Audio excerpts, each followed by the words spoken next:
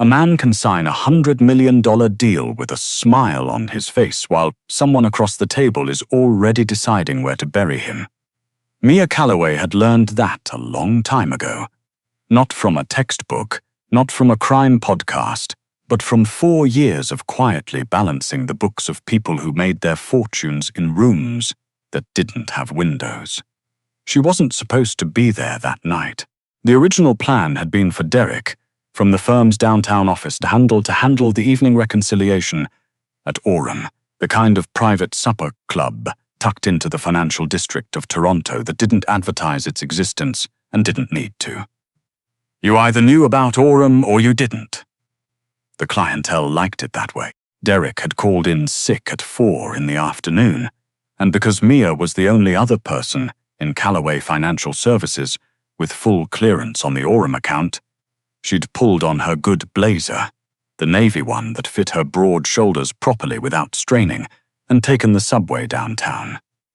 She was 29 years old. She wore a size 18.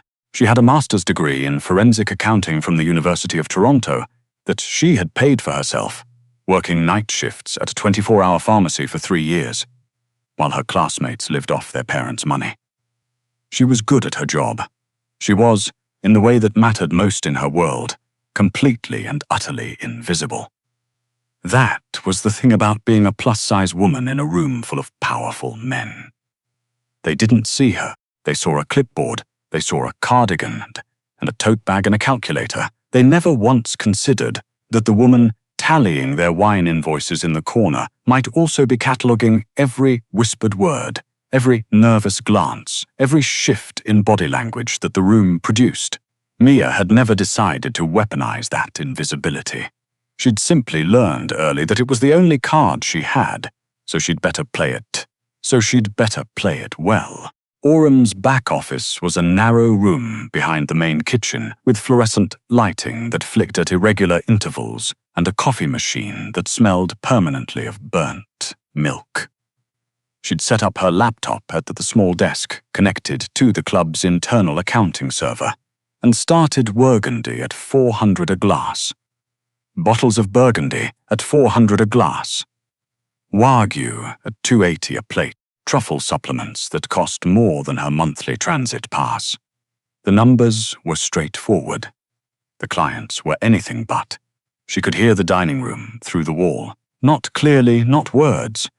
Just the ambient register of a Tuesday evening in one of the most exclusive private clubs in the country. Low laughter, the scrape of a chair, the crystalline percussion of expensive stemware. She was nearly finished. She wanted to be on the 10:15 subway home, heat up the leftover soup in her fridge, and be in bed before 11. That was when the sous chef stuck his head into the office and asked if she could take a set of leather-bound menus to table 9. The regular runner had slipped on the wet kitchen tiles and twisted his ankle. It would take 3 minutes. She'd done it before, on another late night. Mia picked up the menus and pushed through the swinging door into the dining room. Table 9 was in the far corner, partially screened by a partition of frosted glass and dark brass trim. 2 men. One was heavyset, older, with the ruddy complexion of someone who drank well and often. The other was Vincent Marlowe. She recognized him the same way everyone in Toronto's financial underworld recognized Vincent Marlowe. Not from photographs, because Vincent Marlowe did not appear in photographs. She recognized him from the weight the room gave him. The way the servers moved differently when they passed his table. The way the maitre had been checking his watch since 8 o'clock. She had seen his signature on check stubs and wire authorizations for 2 years without ever seeing his face. And now she understood why the numbers on those documents always felt slightly cold to the touch. Vincent Marlowe was 41 years old. He had built Marlowe Capital Group from a single import-export office in the Port Lands into the most quietly feared financial empire in the country. On paper, he moved freight. Off paper, he moved everything else.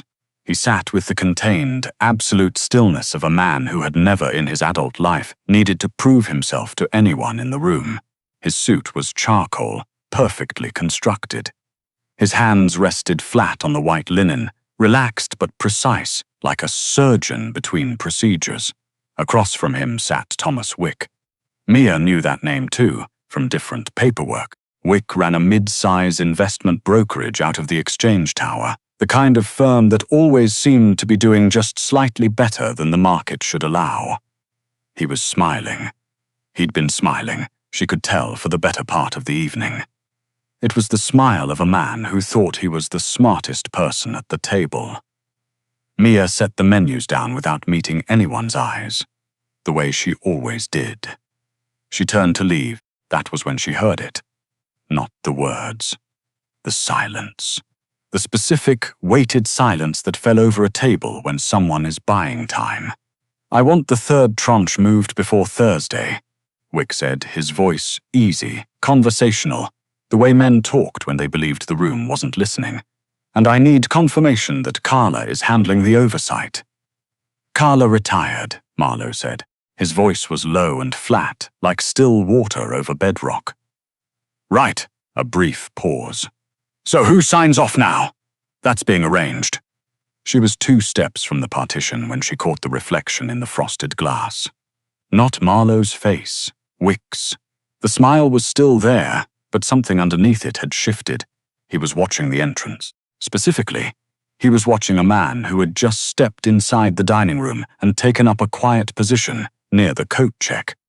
A man in a charcoal bomber jacket who had not been seated, had not been greeted by the maitre d', and whose right hand had not moved from his jacket pocket since he arrived. Mia kept walking. Her face stayed neutral. She pushed back into the kitchen. Her mind was already running. She set down the menus on the pass-through counter and stood very still for a moment, the way she did when she was working through a discrepancy in a set of accounts. She catalogued what she'd seen, methodically, without panic. The man at the coat check.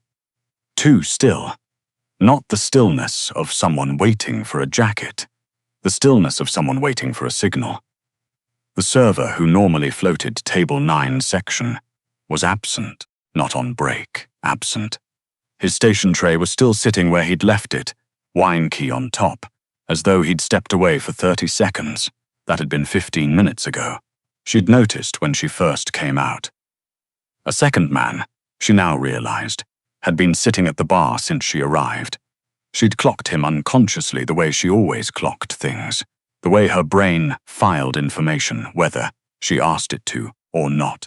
Dark jacket, facing the mirror behind the bar, not the television, nursing the same drink for 40 minutes. Wick's smile, the question about who signed off now. Mia had spent 4 years doing forensic accounting for clients who existed in the margins of legality. She knew what a transition of power looked like from the inside. She also knew what it looked like when someone had decided the transition needed a shortcut. Thomas Wick wasn't here to negotiate. He was here to witness. Vincent Marlowe was going to be killed at Table 9, and Thomas Wick was going to sit there and watch it happen over a glass of 2018 Barolo. She stood in the kitchen of Aram on a Tuesday night in February, with the fluorescent light flickering above her, and thought very clearly about doing nothing. She could go back to the office, close her laptop, take the 10:15 home. She had not signed up for this. She did not know this man. She did not owe him anything. But she had balanced Oram's books for 2 years, which meant she had also, in the abstract, balanced his. She knew what Marlowe Capital contributed to this city, the legitimate side of it, the jobs and the supply chains and the 300 families that depended on the infrastructure. She knew, from conversations she was not supposed to have overheard, that Vincent Marlowe had a 12-year-old daughter in a school on the Danforth, who he dropped off every single morning himself, without a driver, and she knew that nobody in this building would see it coming. Nobody in this building was going to stop it except possibly her, because she was the only person in the room they hadn't bothered to look at. Her hands were absolutely steady. That surprised her. She'd expected them to shake. She pulled a single cocktail napkin from the stack near the coffee machine, folded it in half, and uncapped her pen. She wrote 5 words. Wick. 2 men. You're the exit. She stared at it, too cryptic. She crossed it out and wrote again, tightly and clearly. Wick set this up. Man at coat check. Man at bar. They're waiting on a signal. For man at bar. You need to move now. She folded the napkin once, then again, pressing it flat between her palm and the side of her thumb. The sous chef was busy at the stove. The dishwasher had his back to her, headphones on. Nobody was watching the side door. Mia picked up a single glass of sparkling water from the tray near, the pass-through, the kind the servers always brought to the table without being asked, and walked back into the dining room. She moved with the particular unhurried weight of a woman who had been doing this job for years, which is exactly what she needed them to believe she was. She didn't look at the man at the coat check. She didn't look at the man at the bar. She looked at nothing except the middle distance between her and table 9. She set the water glass in front of Marlowe. Her hand came down, and as she drew it back, she placed the folded napkin directly under his left hand, which was resting on the table. She made contact with his fingers for exactly half a second. Just enough pressure to be intentional, not enough to be noticeable from 8 feet away. She did not look at his face. She turned and walked back toward the partition. Her heart was doing something she did not have a clinical term for. She moved to the service station 12 feet away, picked up a clipboard, and stared at it without reading a single word. She allowed herself to look at him after 30 seconds. Vincent Marlowe had not moved. His posture was identical. His face was the same composed surface it had been when she walked in. If she hadn't been trained to find the things that didn't belong, she would have thought he hadn't noticed the napkin at all, but his left thumb had moved. It was pressing flat against the side of his palm. The napkin was gone. She counted. 1, 2, 3, 4. Something shifted in the infrastructure of the room, something she felt rather than saw. Marlowe reached into his jacket, unhurried, and placed his phone face up on the table. He typed 3 characters. She watched his jaw set, a single, microscopic tightening, like the second before a door closes. Wick was talking. Something about the Cayman structure, his voice carrying the confidence of a man who believed the next 30 minutes were already decided. He didn't notice that Marlowe had stopped tracking him with his eyes. The man at the coat check took his cheek hand out of his pocket. That was when 3 things happened with a speed that Mia's brain could only process in retrospect. Marlowe stood up. Not violently. He simply rose from his chair, with the controlled efficiency of someone who had rehearsed this in a way most people rehearse fire drills. He placed one hand on Wick's shoulder, gripping the joint at a specific angle, and Wick's arm went immediately useless. The brokerage man made a sound like a question and had no time to finish it. The man from the coat check moved toward the table and was stopped 3 feet from it by 2 men in dark suits, who materialized from the service corridor with a quietness that was almost offensively professional. Marlowe's people. They'd been there the whole time. She just hadn't seen them because she hadn't been looking for them. The man at the bar started to stand. One of the Maître D's staff, she realized now he was not. Maître D's staff stepped close to him and said something in a very low voice. The man sat back down. It was over in less time than it took her to exhale. The dining room had not erupted. 2 tables along the far wall had noticed something, but the lighting in Aurum was designed to be discreet, and the whole exchange had happened at a volume below conversational. The Maître D, the real Maître D, appeared from nowhere and began murmuring to the nearby tables with practiced reassurance. Everything is fine. May we offer you a digestive on? The fine, softer, Mia was still holding the clipboard. Her hands were shaking now. Now that it was over, they had decided to do what they should have done 10 minutes ago. Marlowe's men had moved Wick and the 2 hired contractors out through the service corridor. The dining room resettled itself with the surreal composure of a room that had decided not to have witnessed anything. Marlowe himself was still standing near table 9, speaking quietly into his phone. His suit jacket was unrumpled. He looked, impossibly, like a man who had just stepped out to take a call. Then he looked up. His eyes found her across the room with the same precision everything else he did had demonstrated, and for a long moment he simply looked at her. Not through her, at her, like she was the most interesting person in the building, which, for the last 15 minutes, she objectively had been. He didn't smile. He didn't nod. He held her gaze for 3 full seconds, and then he inclined his head, a gesture so minimal it would have been invisible to anyone not paying close attention, which meant she was, as usual, the only person who caught it. Mia set down the clipboard and went back to the office. She closed her laptop. Her soup would be cold by now. She was going to miss the 10:15. She sat in the flickering light of the back office for 45 minutes before one of the men in dark suits knocked on the door and told her, very politely, that Mr. Marlowe would appreciate a moment of her time when she was ready. She said she was ready. They took her not to a boardroom, not to some basement, but up a service elevator to the 4th floor of the building above Orem, which turned out to be an entirely different world. The office was the kind of space that had been designed by someone who understood that power didn't need to announce itself. Dark wood, clean lines, a wall of glass looking out over the frozen lights of the financial district. Lake Ontario was a flat black stripe in the distance. Vincent Marlowe was standing at that window with his jacket off, sleeves rolled once. When she came in, he turned. In better lighting, away from the compressed tension of the dining room, he looked like what he was. A man who had spent 20 years building something enormous and difficult, and had the particular tiredness of someone who never fully got to put it down. He gestured to one of the chairs facing his desk. "Sit down, Miss Calloway." She sat. "You knew my name already. You've been reconciling this building's accounts for 2 years." He moved to the desk, pulled a file from a drawer, and set it in front of her without opening it.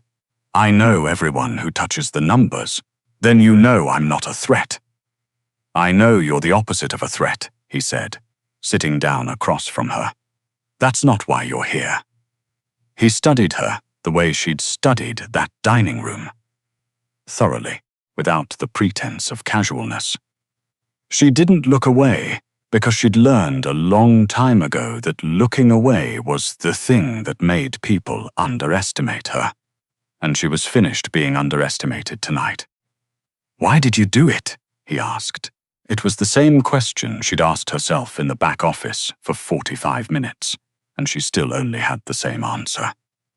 "You pay 42 people through the Orem payroll account," she said. "I've processed their direct deposits. I know what they're paid, and I know it's fair, and I know that 4 of them asked for advances in the last year, and all 4 got them. No interest, no paperwork." She paused. "Men who use people as furniture don't bother doing that." Marlowe was quiet for a long moment. "Wick was going to take the whole structure," he said. Not explaining, thinking out loud. "He's been building toward it for 8 months. I knew someone inside was leaking positioning information. I didn't know he'd moved to a physical solution. His body language was wrong the whole time." Mia heard herself say it with a calm she did not entirely feel. He was too settled. Men who are nervous hold tension in their shoulders. He was loose because he thought the outcome was already determined. And he kept checking the entrance, but only once. He'd already placed the order. He wasn't watching for someone to arrive. He was watching for confirmation that his people were in place. Marlowe leaned back in his chair. He had the expression of a man recalibrating. "My security team had 2 people in that room," he said. "I counted them after the fact. Doorside booth and the server station near the fire exit. They didn't see Wick signal the man at the coat check. They were watching the room. I was watching Wick." She kept her voice even. "You watch the room when you're protecting someone. You watch the people when you want to know what's actually happening." He said nothing. She had the unusual sensation of being genuinely seen, not assessed, not tolerated, not overlooked, but seen the way she saw other people, with full attention and without agenda. "You have a background in forensic accounting," Marlowe said. "I have a master's from U of Taha. You've never been in legal trouble. You have no connection to any of the families. I balance books. I don't ask questions about where the money comes from. You should have asked tonight." His voice wasn't threatening.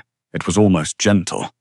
"You put yourself directly in Wick's peripheral vision when you came back to the table. If things had gone differently, you would have been identified." "I know, and you still did it." "Yes." He opened the file. She didn't look at it. She kept her eyes on him. "I'm going to make you a proposal," Marlowe said. "I want you to understand that you're entirely free to decline it and leave this building and resume your life without any interference from me whatsoever. I don't trade in coercion. What's the proposal?" He slid the file across the desk. Inside was a single sheet, an employment contract. The position title read, Director of Internal Intelligence. "I have lawyers, accountants, security teams, and advisors," Marlowe said. "What I don't have is someone whose entire professional value comes from being ignored. What you did tonight is something you cannot hire for at a standard rate. You can't train someone to disappear into a room. Either you know how to do it or you don't." Mia looked at the contract. The number at the bottoms was enough to make her very carefully keep her expression neutral. "I don't carry weapons," she said. "I'm not asking you to. I don't do anything that puts someone in a body bag. You're not that kind of asset. And I see the books. All of them. If I find something I can't live with, I walk." Marlowe considered that for exactly 3 seconds. Agreed. She picked up the pen from his desk and signed. The months that followed remade her life with a thoroughness she hadn't anticipated. She moved from her one-bedroom in Leslieville to a condo in the St. Lawrence Market neighborhood, the kind of place with a concierge and proper soundproofing and windows that didn't rattle in February. She kept her name off every public document she could legally remove it from.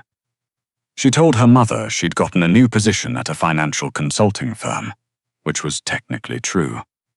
She attended Marlowe's meetings, his dinners, 3 galas, 1 industry summit, and a private negotiation in a rented penthouse in Vancouver that had nearly required her to dislocate her shoulder to get into position behind the partition. She sat in corners. She nursed drinks she rarely finished. She wore good clothes that fit her properly, dark colors, clean lines, not to disguise her size, but to stop apologizing for it, which turned out to be an entirely different thing. She had spent most of her adult life dressing in a way designed to be ignored. She was still ignored, which was the point.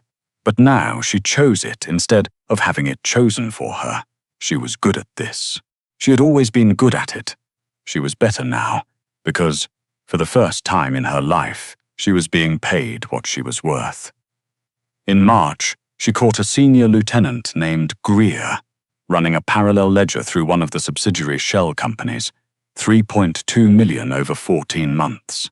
She found it in 40 minutes, because she had a pattern memory that could hold 12 months of transaction data and flag an anomaly, the way other people flag a wrong note in a song. She laid the file on Marlowe's desk without comment. He read it for 2 minutes, thanked her, and made 2 phone calls. In April, at a fundraising dinner at the Art Gallery of Ontario, she noticed that the woman seated 3 tables away from their party had made sustained, deliberate eye contact with Marlowe's CFO 4 separate times in 90 minutes while appearing to watch the presentation. She passed Marlowe a note during the speeches. The CFO was removed from the Cayman oversight structure the following week. Each time the method was the same. And quiet observation, a folded note, a word in the right ear at the right moment. Marlowe stopped being surprised by her. That was, she realized, the highest compliment he knew how to pay. It was sometime in late May, during a prep session for a negotiation with a freight syndicate out of Halifax, that she noticed the shift in how he watched her. Not the professional attention she'd grown used to. Something slower and more considered. Something that went quiet when she caught it, but didn't disappear. She filed it the way she filed everything. She didn't act on it. Because Mia Calloway had spent 30 years learning to read rooms accurately, and she had also spent 30 years telling herself she was misreading the ones that mattered most to her personally. It was Vincent Marlowe who stopped pretending first. They were in his office at 11 on a Thursday night, finishing the Halifax paperwork over takeout and a bottle of Riesling that had materialized from somewhere in the cabinet behind his desk. The city lights were doing something quiet and cold outside the window. She reached across the desk for the last document, and his hand came down over hers. He didn't say anything at first. He just held her hand on top of the folder, the way someone holds a thing they're not ready to let go of. Mia. His voice was different at 11 o'clock. Lower, the layer that was always there for the world had been gone for hours. She looked up at him. "I need you to tell me," he said carefully, "if I am reading this wrong." Her heart did something she would not have predicted from a man she had been convinced for 11 months was simply her employer. "Reading what wrong? You know what?" He turned her hand over, his thumb tracing the inside of her wrist with a deliberateness that made the rest of her argument collapse before she could form it. She had told herself many stories about why this was unlikely, about the distance between what she did in a room and what she looked like doing it, about the kind of women men like Vincent Marlowe kept company with. She had told herself these stories with great conviction and apparently insufficient accuracy. "You're not reading it wrong," she said. He stood up, and she stood up, because it seemed like the right time to stop sitting down. And he crossed the corner of the desk between them in 2 steps, and kissed her in the way that people kiss when they have been thinking about doing it for longer than they've admitted to themselves. She put her hands against his chest and felt the controlled tension of him, the still coiled spring of a man who was always ready for the next thing, going genuinely, unexpectedly still. For the first time in her life, she felt the full, uncomplicated weight of being exactly where she was supposed to be. Marlowe didn't announce their relationship. That was not how he operated. He was a man who believed that the most powerful thing you could own was information, and he protected the things he loved the way he protected his most valuable assets. Quietly, completely, and with an attention that never wandered. But Toronto's underworld noticed things eventually, because that was the nature of rooms full of people paid to notice things. The shift announced itself at the Governor General's Winter Gala in late November. It was the social event of the year, the kind of evening where the boundaries between legitimate power and its shadow dissolved completely under chandeliers and orchestra music. Marlowe had attended every year for a decade. He had always attended alone. He did not attend alone this year. Mia had chosen the dress herself, deep burgundy, off one shoulder, tailored by the woman on Queen West, who had spent an hour with her, and a bolt of fabric, and made something that fit the way clothes were theoretically supposed to fit and almost never actually did. She'd put her hair up. She'd worn the earrings. She looked, she thought, studying herself in the mirror of the hotel suite, like someone who had stopped trying to take up less space and had simply decided to take up the right amount. Lure. When the elevator opened onto the gale expected, 300 people who had spent their careers performing effortless power. She knew many of them. She had sat quietly in corners during their private dinners. She had, in some cases, found the things they'd hoped no one would find, and they did not yet know that. Marlowe's hand was at the small of her back, and she felt, the way she always felt his presence, like something in the room had reoriented, heads turned. She recognized the specific quality of the attention, the recalibration that happens when something doesn't fit the pattern a room has built. People scanned her face, trying to place her. A few found it. She saw the moment of recognition move through them. The woman from the corners of rooms, the one with the clipboard. The one they had spoken freely in front of, because she had not seemed worth the effort of caution. A man named Broderick, who ran a capital fund with known connections to two families she'd been watching, stepped forward with his hand outstretched. Vincent. His eyes slid to Mia with a complex mixture of assessment and bafflement. "And this must be Mia Calloway," Marlowe said. He didn't expand. He didn't explain. He turned his head and looked at her with an expression that was more than public endorsement, the expression of a man who had decided where his loyalty lived and would not be revisiting that decision. Then he addressed the room at large, his voice carrying in the way his voice always carried, without effort, without volume, with a quality that made you feel the room had gotten smaller. "Mrs. Calloway has been an integral part of my operations for the past year," he said. "She has the same standing in any room I have standing in. I'd suggest you treat her accordingly." It wasn't a threat. It was simply a statement of fact, delivered by a man for whom facts carried the weight of other people's promises.